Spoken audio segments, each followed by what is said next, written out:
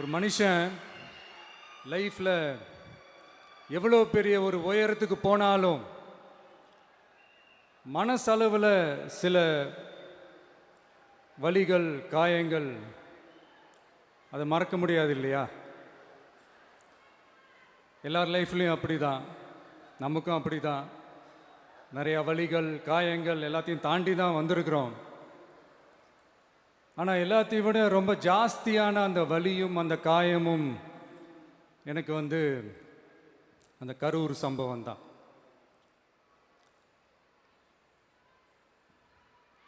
மக்களை சந்திக்கணும், மக்கள் பிரச்சனைகளை எடுத்து பேசணும். அதுக்காக தான் அந்த மக்கள் சந்திப்பு பயணத்தை தொடங்கி திருச்சி, அரியலூர், நாகப்பட்டினம், திருவாரூர், நாமக்கல், கரூர் அப்படின்னு சொல்லிட்டு போயிட்டுருந்தோம். அரியலூரில் அந்த மீட்டிங் முடிச்சுட்டு பெரம்பலூர் போகிறதுக்கு முன்னாடி அந்த பெரம்பலூர் போலீஸ் எங்களை அலர்ட் பண்ணாங்க. சரிங்க, கூட்டம் கொஞ்சம் ஜாஸ்தியாக இருக்குது, லேட் ஆகிடுச்சு, வராதிங்க அப்படின்ட்டு. So we had no choice. Police சொன்னால் நம்ம அதை ஒபே பண்ணி தானே ஆகணும்.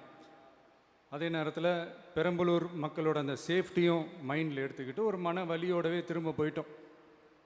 அதுக்கப்புறம் பெரம்பலூர் தொகுதி மக்களுக்கு மன்னிப்பும் கேட்டோம். அதே மாதிரி நாமக்கல் அந்த மீட்டிங் முடிச்சுட்டு கரூர் வரும்போது அந்த கரூர் போலீஸ் எங்களை அலர்ட் பண்ணியிருக்கலாம்ல.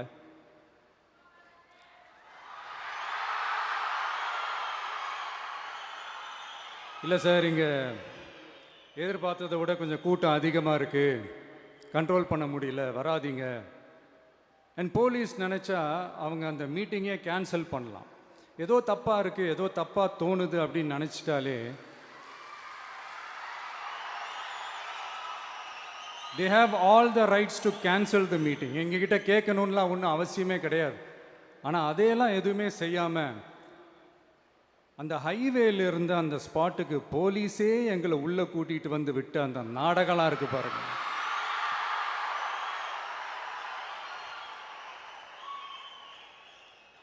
நம்பிட்டேங்க, முழுசாக நம்பிட்டேன்.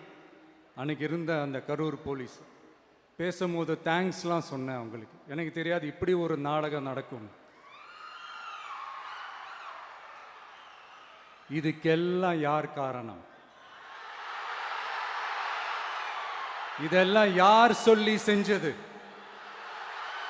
இப்படி பண்ணுங்க, அப்படி பண்ணுங்க, சப்போஸ் அப்படி நடந்தா இப்படி பண்ணுங்க, சப்போஸ் இப்படி நடந்தா இந்த மாதிரி இன்ஸ்ட்ரக்ஷன்ஸ்லாம் கொடுத்து அந்த ப்ரெஷர் போடுறது யார்?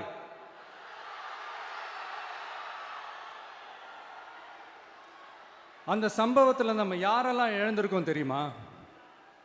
ஒரு டிவியில் என் படமோ பாட்டோ வந்துச்சுன்னா, அம்மா விஜய் மாமா, அம்மா விஜய் மாமா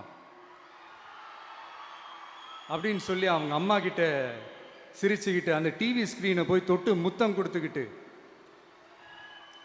என் அக்கா தங்கச்சிங்களோட தங்க பிள்ளைகளை இழந்திருக்கோம்யா.